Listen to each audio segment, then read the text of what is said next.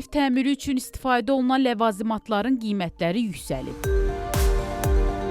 Dövlət Statistika Komitəsinin məlumatlarına əsasən 3 il ərzində qiymətlər kəskin dəyişib.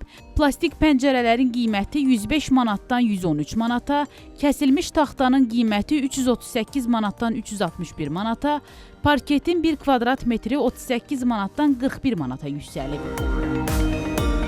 Tikinti məsələləri üzrə ekspert Muxtar Ərturanın sözlərinə görə qiymət artımları daha çox xarici məhsullarda müşahidə edilir. Bu xaricdən gətirilən materiallardır ki, yerli istehsal olmadığına görə gömrük haqları var ki, bu gömrük haqlarına görə müəyyən qiymətlərdə qalxım olur və yaxud ekskluziv mallar silsiləsindən olduqda bəli artım olur. Lakin yerli bazarda yerli materiallarımız var ki, bizim sementdir, alçıdır, taxtadır və digər yerli məhsullardan söhbət gedir.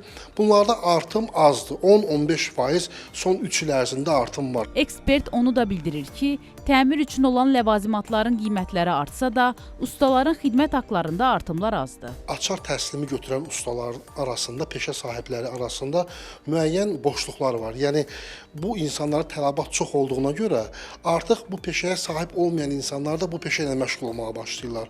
Bu halda öz peşəsi ilə məşğul olmayan insanlar bazara yeni gələndə artıq iş tutmaq üçün qiyməti aşağı edirlər.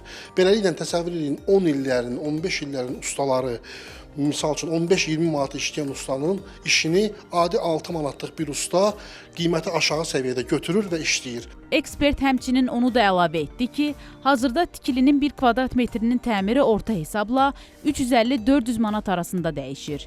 Qiymət artımının payız aylarına dək davam edəcəyi istisna edilmir. Firuzə Məlikzadə, Samir Qasımov, İlham Əkəliyeva, Xəbər Ertəsi.